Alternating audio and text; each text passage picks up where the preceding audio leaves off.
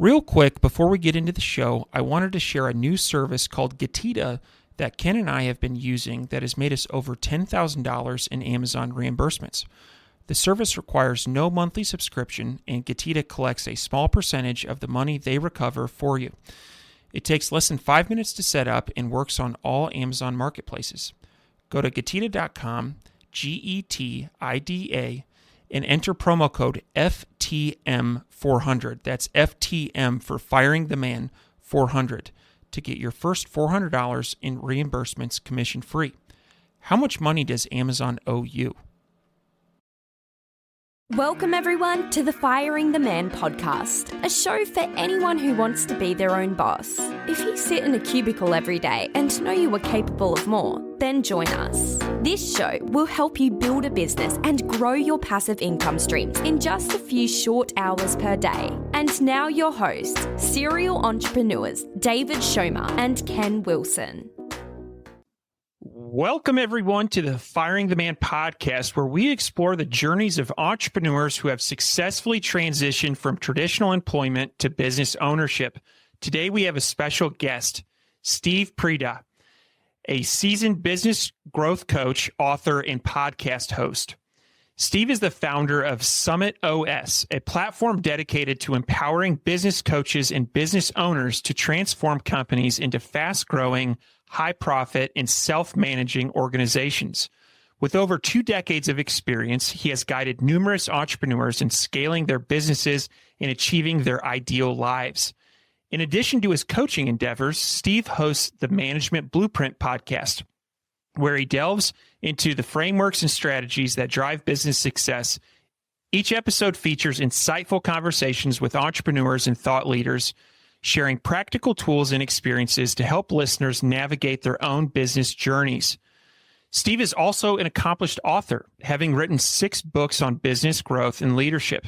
His latest work, SummitOS, A Fable, presents a compelling narrative on transforming businesses using the SummitOS methodology.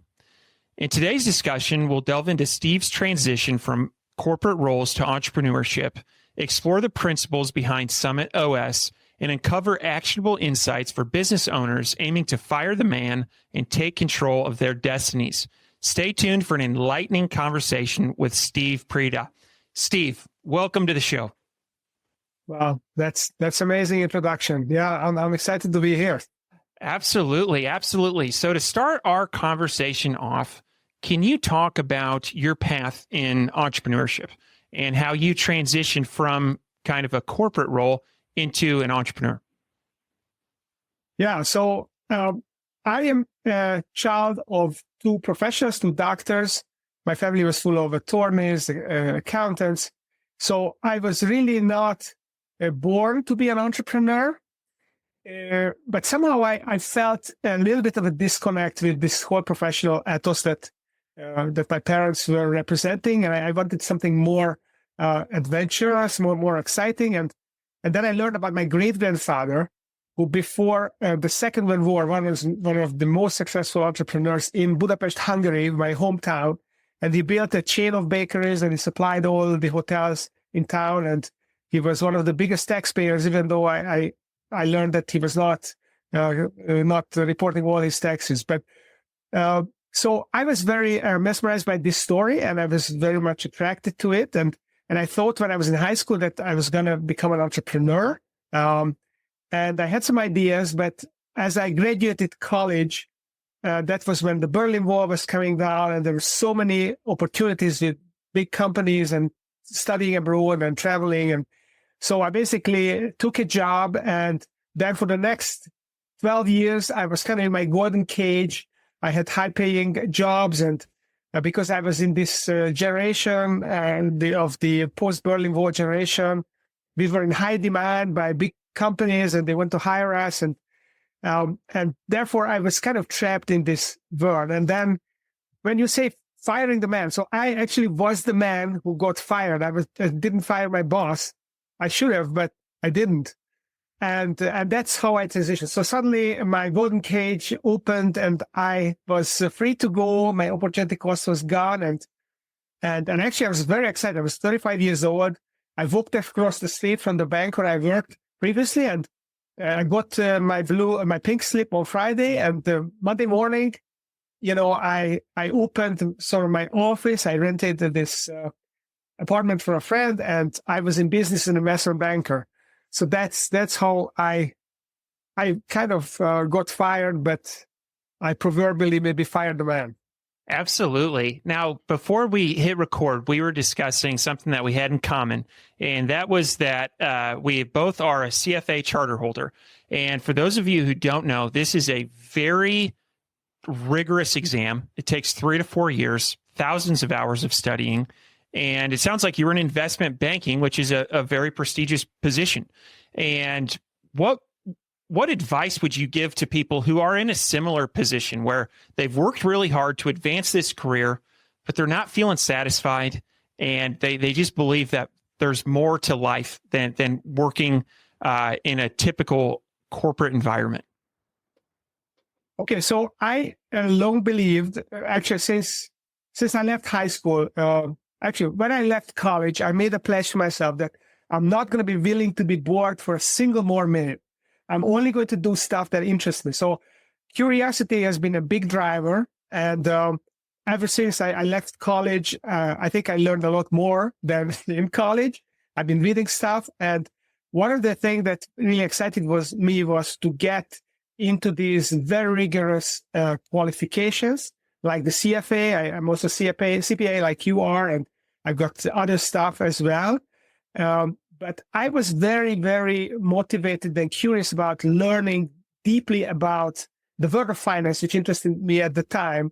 And I thought that if I get more knowledge than anyone else in my environment, it's going to give me an edge, and it's going to give me the confidence, and it's going to be kind of a passport for me to take a job anywhere in the world, or to make a living anywhere in the world. So that was kind of my thing. And I highly recommend that. There's a saying that in your 20s you learn, and in your 30s you earn. So take the long view and absorb everything while you're young, when you don't have entanglements, you don't have commitments with family, and try to learn as much as you can. And it's going to help you to have a great career later on. Outstanding. So you fired the man at age 35. You got an office. What comes next? So my initial goal was just to replace my salary. So at the time, I think I was making $3,000 or $4,000 a month. And I thought, okay, so I just have to make sure I make that much, so, we can keep things going. And then I started buying computers and another desk, and then I moved to another office, and my expenses started piling up. And then I just had to revise my business plan all the time. So my replacement income became bigger and bigger and bigger. And that's what was basically what's going on the first year. The other thing, I was really pissed off that I got fired, because I felt it was unfair, and, it kind of hurt my pride. So I made the pledge to myself that I'm not going to rest until I lure away all the clients I had in the bank. I was in this investment banking department, and I thought, I'm going to prove to you that you're not going to be able to keep these clients. And actually, the first couple of clients worked with me the first 2 or 3 weeks. And then within 6 months, I got the last one as well. And it gave me a lot of satisfaction that, they didn't just reduce the cost, but they also cut the revenue when they fired me. Yeah. Revenge. You got your revenge. I love it. Yeah, which is very petty, but there you go. Yeah, it's good motivation sometimes. So in your management blueprint podcast, you look at different business frameworks. And my question is, what are some of the most effective frameworks that you've seen for scaling a business, and how can our listeners apply them? Okay, so we probably recorded 300 episodes by now, and initially we covered the major frameworks like Scaling Up and E-Myth and Great Game of Business, EOS, this kind of stuff. And then we ran out of those pretty quick, and then we started kind of niching down and going for more kind of vertical frameworks. And recently we've been looking for frameworks that the entrepreneurs, the thought leaders that come on the show have discovered themselves. it's a 3 or 4 step process that allows them to see the world differently, to make things simpler, to be more effective. So what I'm trying to say here is that there are hundreds of frameworks. Basically, everyone has at least 1 or 2 frameworks in them that they don't realize that other people could use, because we all find ways to cope with situations. However, if I had to cluster this, I would say that I would put them in 3 clusters. So there are the organizational frameworks, where it's all about people and how you create a culture and how you create a healthy way to grow your leadership and your people. Then there are the strategy frameworks, which is figuring out, how to, where to position your business and how to be different and what's your vision and essentially how you create a unique business. And the third type of framework is the execution framework, which really helps you with the execution to be effective. You organize everyone, to align everyone, and to get things done and solve your problems and essentially move the business forward and building your capacity to be able to do better and greater things. So that would be the 3 buckets. And of course, there are more buckets if you want, but I think if you take care of that, if you have an organization where you think about the people first and foremost, and how the kind of team you want to build and the culture and growing your people, and then you figure out how you're different with a good strategy, a few good strategy frameworks, and then you execute, you cannot go wrong. I love it.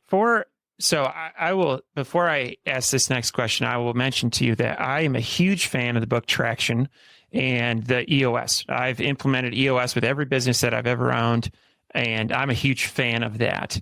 However, for the first couple of years of my entrepreneurial journey, I did not have a framework. I was kind of just putting out fires, and I sit down at my desk, and whatever was the biggest problem or the biggest opportunity is what I would work on. And so for people listening that feel that they don't have a framework, what is a good out-of-the-box framework or book that they can read or something that they can implement to take that first step in getting some organization?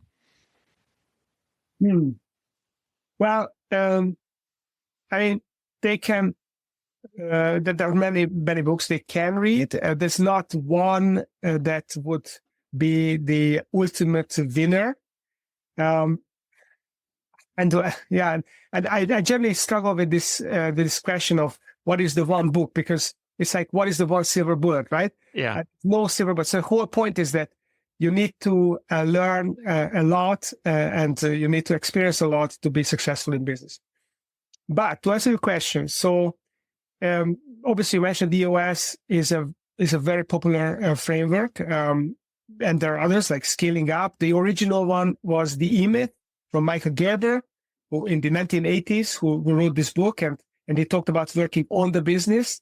It's a great start for people because it's a fable and it's really easy to understand the concepts. That's what I implemented first in my business in the early 2000s. And then I personally believe, and I'm biased, that the SummitOS framework is the one that is the most effective one.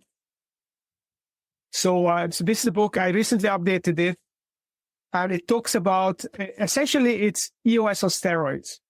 So it is a version of EOS that is customized to each business. So it's not cookie cutter. There's a deep pool of tools that can be customized by a coach or by an entrepreneur. It is scalable, so it supports you for not just an 18 to 24 months journey, but a 7 to 10 year journey. You're not going to run out of concepts and tools, and you can keep growing your business and get to the Inc. 5000 and beyond. And thirdly, it is a fast start program. So I strongly believe that what an entrepreneur wants is they want to harvest the low-hanging fruits quickly. They want to get going. And we have developed a process called the 45-day execution momentum, where we teach them all the basic concepts of execution and actually help them practice it in the first 45 days. So for some operating system, it takes 9 to 12 months to get there. We have our clients get there in 4 to 5 days. And then it gives them such a momentum. Then we can have them implement some of the more strategic frameworks as well, which then ultimately 3X their business. So we want to be the private equity without the private equity. So as a CFA chapter owner, you probably understand, you don't need to bring on an investor to tell you what you do, because to tell you what you already know that you should be doing. You just need a coach that is going to hold you accountable to doing the right things and help you habit stack your business. I love it. I love it. And I'll tell you, there was a phrase that you said that automatically added SummitOS to my reading list, and that was, it's EOS on steroids. That's all I needed to hear to add that to my reading list. And to all the listeners, I'll post a link to that in the show notes. But let's dive into SummitOS. As I was prepping for this interview, was reading up on SummitOS. And one of the things that this methodology describes is a self-managing company. And before we dive into the specifics of that, what does that look and feel like? And I'll tell you a little bit of background on where this question is coming from. You hear a lot of influencers talk about passive income. Oh, passive income. I have not found most of my endeavors to be passive. I am showing up for work and putting out fires, and I don't think that when you say self-managing, that's what you mean. But what would, from a 30,000 foot view, what would a self-managing business look like? Yeah. So first, the passive income. I don't believe in passive income either, because what creates income is entrepreneurship. So how can you create income without entrepreneurship? You can create income by giving your money to someone else to manage, whether it's real estate or whether it's investing in equities or investing in alternative investments. Essentially, you abandon the responsibility for managing that stuff. Let someone else manage it, a person who is paid to manage stuff, and then you hope that they're gonna manage it well, right? That's passive income. That's not attractive to me. What's attractive to me is to create value, to control the creation of value, which is entrepreneurship. So that's just about the passive income. Some people do not like this kind of perspective, but I just had to get it off my chest. Yeah. Now on the self-managing idea. So the idea is that again, there is the entrepreneurial function in business, and then there's the execution function. And what creates the value is the entrepreneurial function. And Steve Jobs talks about the two primary functions of business, which is marketing and innovation. These are the entrepreneurial functions. These are the creative functions where you create a messaging that resonates with people. That's the marketing, and where you create innovative products that provide more value than other products out there. That's how you create value. And then you have to have an execution system so that you actually turn it into a machine. Your company turns into a machine and provides it value. So what self-managing really means is what Michael Gerber, he coined, working on the business, not in the business. So remove yourself from the hurly-burly of the business, from the execution function, because that can be delegated with good organization and with good tools, and liberate your time so that you can work on the entrepreneurial functions, which is marketing, innovation, building relationships, getting the word out about your business.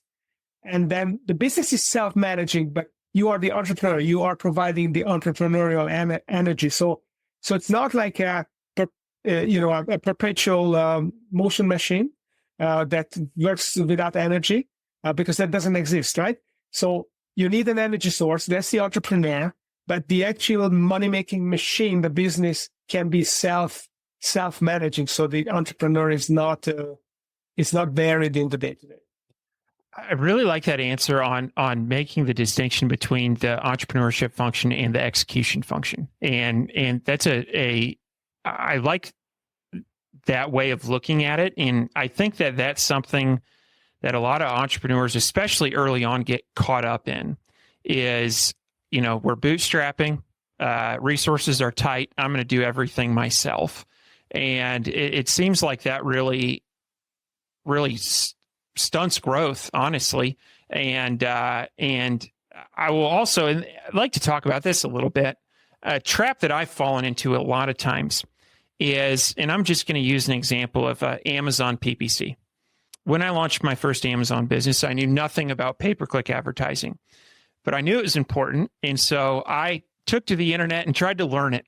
And I self-managed for probably 3 months. And at that point, I realized I'm not good at this and I don't have the time to do this. And as you pointed out, that would fall in kind of the execution function. And so then I hired it out. And I can think of so many examples of my career where there has been a task that needed to be done. I didn't have any experience doing it, but I tried to tackle it anyway. And 3 months later, I ended up hiring an expert. And so how can people kind of avoid that trap or recognize that's what's happening when they're managing their own business? I don't know if you can avoid it altogether, because the fact is that when you are bootstrapping, when you're starting out, you have limited resources. And you have to find this balance of economizing on your resources so that you have enough buffer to experiment and make mistakes, because you learn by making mistakes. So you have to have some kind of a reserve to fund your mistakes. And if you hire a bunch of people and you're taking too much risk and you're going to run out of your reserves and you're out of business. So that's really the big conundrum, when to hire and how to hire. And one of the things that I think is a really big opportunity for entrepreneurs is to hire offshore talent that can be really inexpensive. So you can build an inexpensive team and you can experiment, especially if you have other income on the side that funds your business. So that's another concept that maybe we talk about later, is how to get into business and how to fire that man. Do you fire them from the get-go, or you just develop a side hustle and you still keep that man as your employer and let them pay the bills, and then give yourself some time to make some mistakes and build up your side hustle. So, yeah, I mean, it's a big question when the tipping point comes. In general, what I see is that even the big companies, they try not to take reckless risks with hiring. What they do is they not hire great employees, they create great employees. They go to colleges and they hire young, smart students, bring them in for an internship. And if they look good, then they hire them, but they bring them in at the beginning of their career so that they can mold into the right kind of person. They can get them while they are still relatively inexpensive. So that's how they do it. They don't go out in the market and hire an expert who supposedly have already done it for hundreds of thousands of dollars, because it's a highly risky thing to do. So no easy answer there. I'm sorry. No, I think it's something that's important for entrepreneurs to think about. And I really appreciate your perspective on that, because, yeah, when you are bootstrapping, resources are tight. And I can tell you, when I did hire somebody for Amazon PPC, the fact that I had done it for 3 months and struggled made me a better manager of the manager. There you go. And so I think there is value in that. Another thing I want to call out from your answer was funding your own mistakes. And boy, is that the truth. Like you need to have budget for that. And to think that you're going to start a business and not make mistakes is ridiculous. And I can say that after starting several of them, hundreds of mistakes and lessons learned. And that's okay. That's part of the process. And so I'd like to turn the conversation over to technology and implementing technology in business. In particular, AI is a really hot topic right now. If I map out the number of times a day I'm engaging with AI, and if I were to graph that out, it would look like a hockey stick, especially in the early parts of 2025.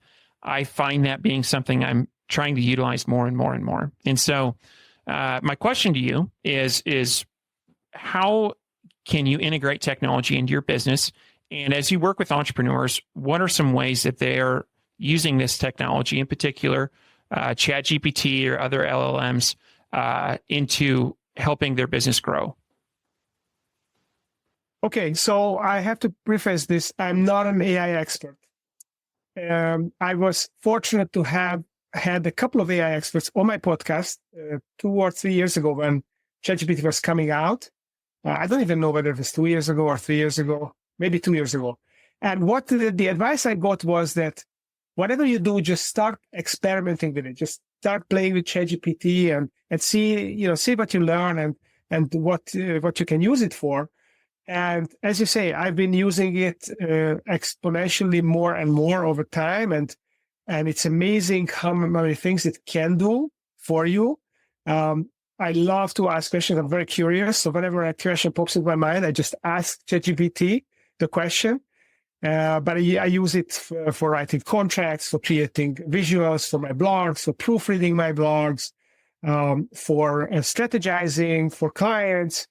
I even, this morning I got an email from a client who was it's a difficult person to deal with, and he has certain fears, and it was a very complex situation. So I asked ChatGPT, okay, here is what's happening with this client, and how should I handle it? And it basically, within 20 seconds, it gave me 6 or 7 suggestions what to do and how to handle the situation. And I put together an email, and things are much, much better. So ChatGPT and AI in general can be used on many different things. We use it for social media, for creating posts, for transcribing podcasts. I'm sure you do that as well, from summarizing, synthesizing, developing questions for sales meetings. So I'm not an expert. What I can say is that use it. Again, don't overcomplicate. Get a ChatGPT subscription. I recommend to get a private subscription so your information doesn't get used for training other people's models. And just keep asking questions. And whenever you think that you have a problem, you see what ChatGPT comes up with. Sometimes it hallucinates, but most of the time it gives good information. Absolutely.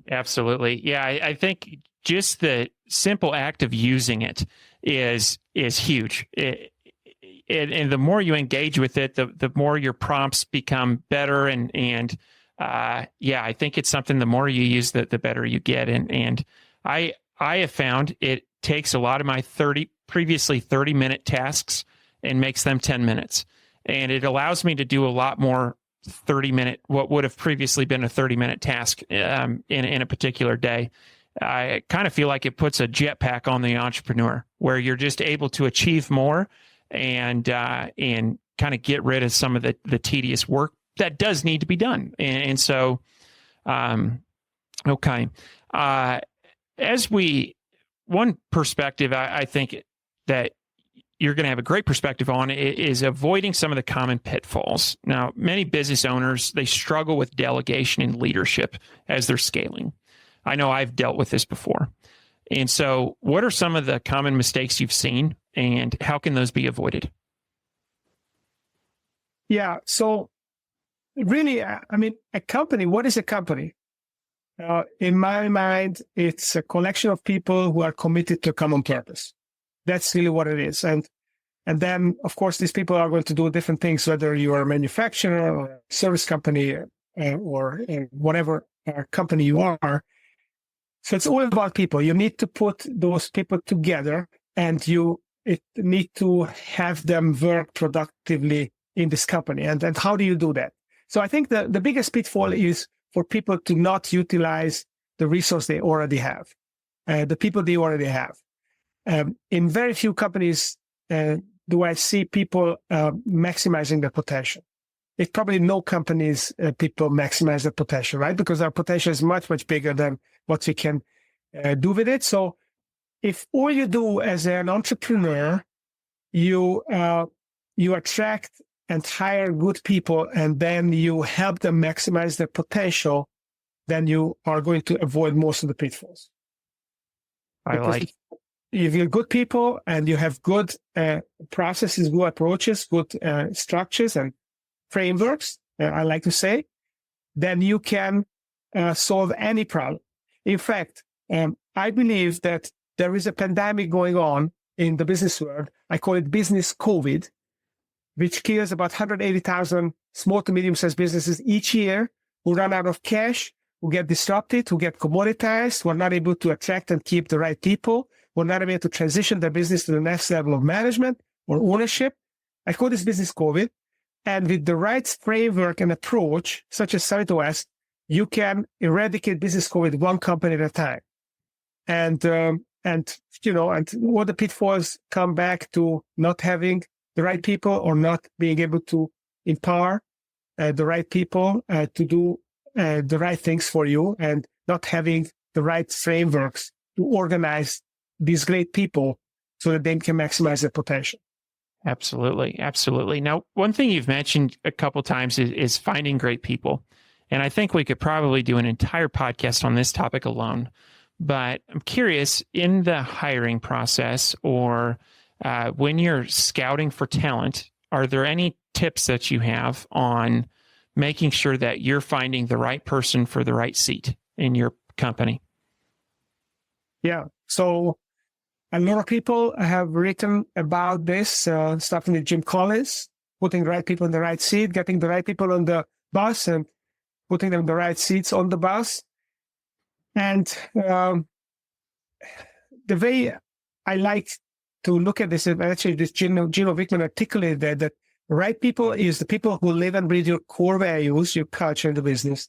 The right seat is, that's paraphrasing, that's not Gino Wickman, but it is the people who are consistently highly productive in their seat. So where they can be consistently highly productive. So that's right seat, right people, culture, right seat, productivity. So it's important to start with defining what your culture already is.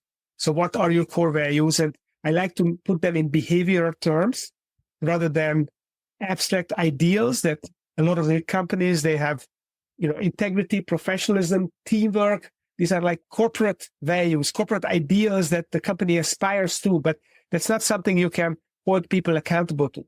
What you can hold them accountable is behavior. So express your core values in behavior terms. That's number one. Then you have to know what are those seats that you want to hire people for, right? So you have to define your functions in the organization that get work and do work and that help you get paid. So these are kind of three factors of the types of functions that you need. And then you have to define for each function, what are the outcomes? So if you have a sales functions, what do we expect that sales function to deliver to us? Is it conversion, nurturing of leads, converting leads? Is it about onboarding customers? What are those outcomes? And for operations and for marketing and for technology and all those functions that you have. And then you want to measure those. So you want to attract people who fit your culture, who have the profile to be successful in delivering those outcomes for you. So they have the technical skills and they have the desire to succeed. And then if you do that, then you're almost more than halfway towards the goal. And then you have to look after the people. You have to mentor them. You have to make sure that you help them fulfill their potential through great coaching and mentoring. I love it. I love it. One of the continuous conversation on building a winning team, one of the things that you had said was like having measurable outcomes and having that for each position. And if I put myself in the shoes of a business owner, in my opinion, one of the biggest KPIs you have is net income. That's kind of, to me, the scoreboard for the company. But you can't hold everybody accountable to that. There's certainly things that are outside of people's control.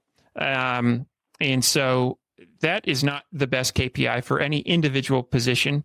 However, it's the ultimate KPI for the business as I view things. And so when you are coming up with with these measurement outcomes,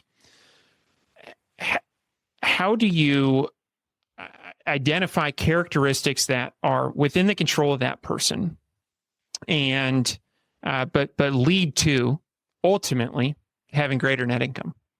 Yeah, it's a great question. So, okay, so the way I look at it, you have in small companies, you just have a CEO who basically is the entrepreneur and who runs execution as well, who runs the business. In bigger companies that can afford to have two leaders, you would have an entrepreneur and you would have maybe a COO type person. EOS calls it the visionary and the integrator. And then I would say in a company like that, the entrepreneur's main KPI would be to increase the market share of this business, to basically proselytize what the business is all about, get the word out. That I would say is the main outcome for an entrepreneur. For the COO type person, maybe it's the profit, because they will make sure that the revenue happens, the expenses are controlled, and the difference is profit. Sometimes it's the CEO who does that. So that's kind of an overall metric. So I think market share is very important, and then profitability is important as well, because you want to make money today, but you also want to make money tomorrow. So you want both. And then the individual functions are going to have their main outcome. Maybe marketing is going to be to generate leads. And then maybe sales is going to be to convert those leads into customers. And maybe operations is going to be to keep those customers, whatever those major outcomes. And then the question becomes, how do you reverse engineer those functional outcomes? So for a CEO who wants to grow market share, maybe it's the number of speaking engagements. Maybe it's the number of big relationships that they touched in that week is what going to be their weekly metric. For the COO, it may be the number of coaching conversations with their team members, the number of touches on prospective employees that you want to attract at some point when they get fed up with their current bosses. For the marketing person, it could be the content created and shared. It could be, I think that's one of the big ones. It could be the number of action taken to maybe create PR for the business. For the salesperson, it could be the number of sales conversations scheduled so that they can convert. It could be the proportion of conversion ratio. So these are the kind of things that you can control, and that will deliver you the outcome of your function. And then all those function outcomes going to add up into that net profit and this increase in market share. I like it. And I'm glad that you mentioned market share in addition to net income. And I definitely agree with that. I definitely agree with that. What on the topic of building a great team and retaining a great team, compensation comes up. And I have found that there's two primary methods of compensating team members. There's salaried employees and hourly employees. Mm-hmm. I think both are kind of not a great way to measure the impact that somebody has on a business. You take an hourly employee, for instance. If you have somebody that's super productive and is leveraging AI and technology, they may be able to get more done in 2 to 3 hours than another person does in 10 hours. The salary's somewhat similar in that I've always just kind of felt it's a lazy way of going about compensation. However, in my own businesses, I have hourly employees and I have salaried people. So like I'm searching for a better way. And so I'm curious, as you've worked with different business owners, have there been any compensation methods that you have found that really align the team with the company's overall objectives? Yeah, well, you're right. It's a difficult topic, and it's multifaceted as well. I would say that in addition to the hourly employees and the salaried employees, you also have the business partners who are maybe interested in profit. maybe they get the profit share or they get dividends. So that's a third tier. And for professional service firms, then you get to the pinnacle of your profession. You're going to become a partner, and that's what you're going to get. Most of the compensation is going to be partnership income.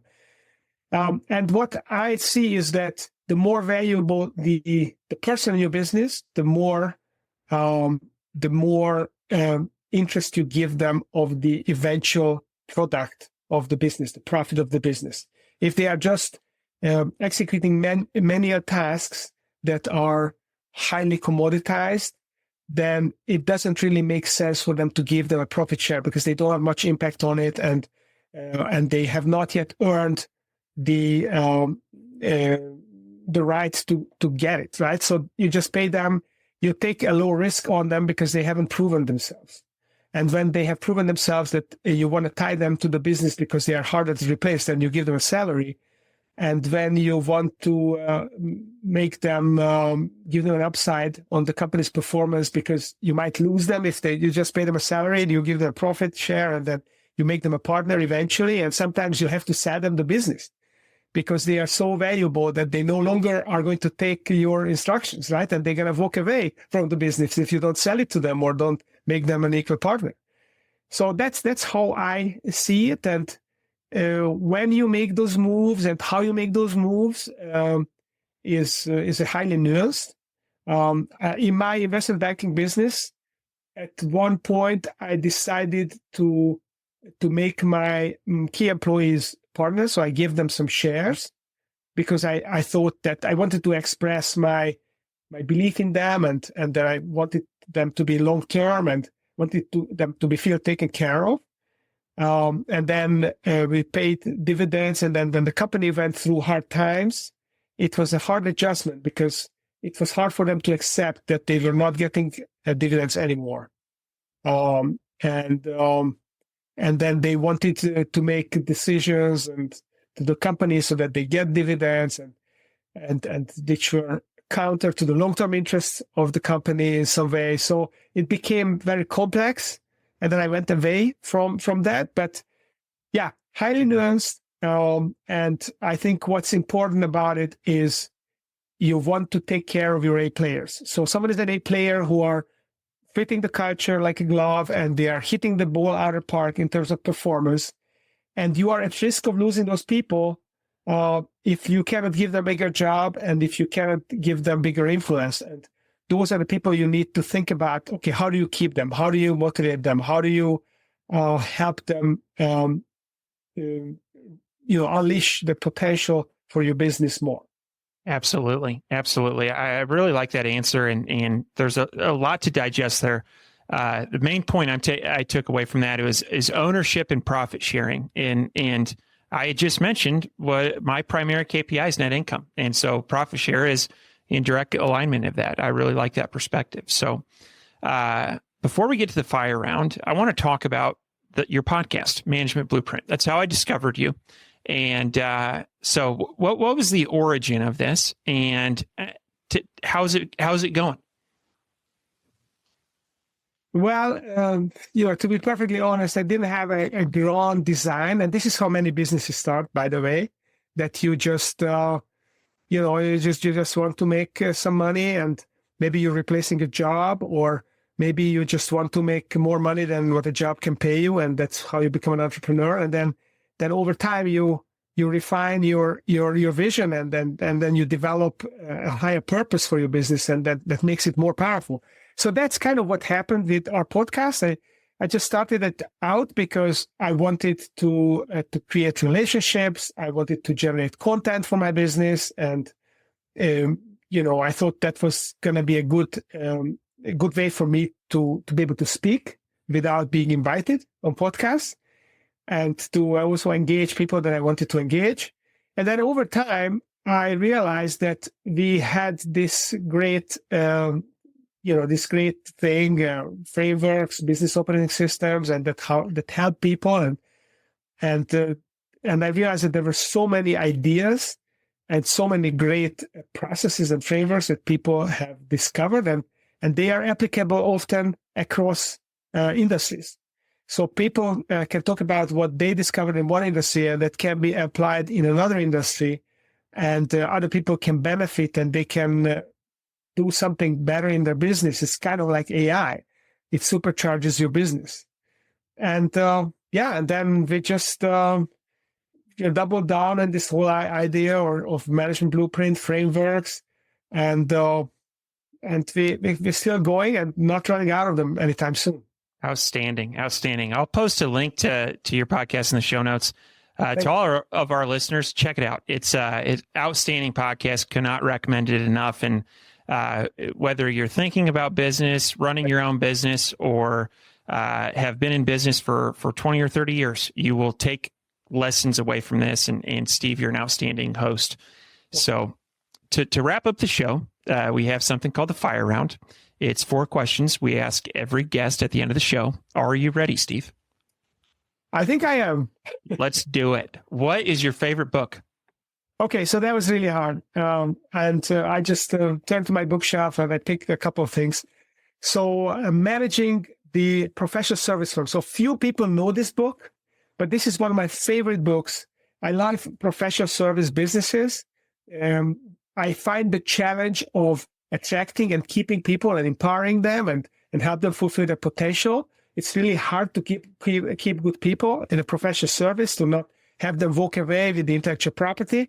And this book is kind of the Bible. It was written in the 90s by David Meister, who ran law firms in the UK. And it's brilliant. So if you're professional service, don't miss that. The other one, again, there are hundreds of books I like, but this I really liked. So this is Eugene Schwartz, Breakthrough Advertising. This book was written, I think, in the 50s or 60s. And I actually had some audio tapes from Eugene Schwartz when he talked about copywriting. It's fascinating how he gets into the mind of the customer and writes copy. Highly recommended. So these are like old books. The new ones, and the third one I recommend is Pinnacle. And you mentioned SummitOS. So this is the Bible of the SummitOS system. And I recently revised it. I think it become more powerful and more clear and more useful. We have more than 150 reviews on it on Amazon. I highly recommend you this book as well. This is self-serving, but there you go. Outstanding. Next question. What are your hobbies? Hobbies. Well, I love tennis. So every weekend, try to do it twice a week, but on average, once a week I play. I have a Venezuelan friend and his name is Arvin, and we play tennis for a couple hours every weekend day, and I love it. I also follow the tour. Grant says to go to the U.S. Open most every year with my wife. I also love reading books. So thank you for asking me to talk about books. I read and listen to at least 100 books a year. And finally, I love music, and especially jazz music. So whenever I can make it, when I travel quite a lot, and if I get in on time, then I look up the jazz club in town and I go there and spend an hour there, and it just always recharges me. Outstanding. Next question. What is one thing that you do not miss about working for the man? Well, not being in charge of my own time. So time is our most valuable asset, I believe, and not being in charge of your own time as an entrepreneur is super painful. And even as a self-employed person, I'm running my own business, but I still have to do things that I don't really enjoy doing, and I feel like I'm not in charge of my time when I'm doing those things. So I try to delegate those things. And luckily, or automate. Luckily, I don't have too many of those. But yeah, that's the biggest one. Owning my time as an entrepreneur is an amazing gift. Outstanding. And final question: what do you think sets apart successful entrepreneurs from those who give up, fail, or never get started? Okay, so I love this question. So I believe that the number one quality for an entrepreneur is desire. So I think if you don't have the desire, I don't think you stand the chance of even lining up at the starting line. You're not going to make it because it's there's so many challenges in entrepreneur. And if you don't have a strong enough desire, and that's why it's important for companies to develop a company why, a desire for the whole company so that everyone can tap into it. That's super important, the desire. And the number 2 is resilience. So it's important to have desire and you have to keep going for your desire, but you also have to be resilient because there's going to be so many mistakes, so many disappointments, painful things. And for you to always pick yourself up and dust yourself off, that takes resilience. And if you have desire and resilience, maybe the third one is curiosity. That's the third driver I would add. Then you got it made. Outstanding. Steve, this has been a really fun podcast. If people are interested in getting in touch with you or checking out your podcast, what's the best way? So I recommend checking out the book Pinnacle, number 1, and there are the books which you can find in Pinnacle. My website is SummitOS.co. So check out my website, SummitOS.co.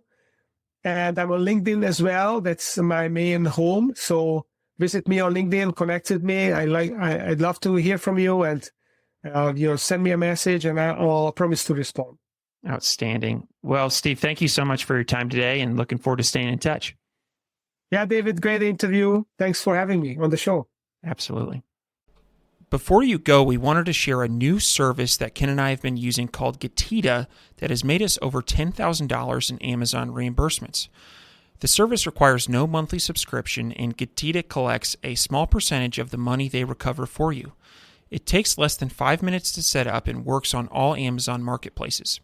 Go to Getita.com, Getida.com, and enter promo code FTM400. That's FTM for Firing the Man 400 to get your first $400 in reimbursements commission free. How much money does Amazon owe you?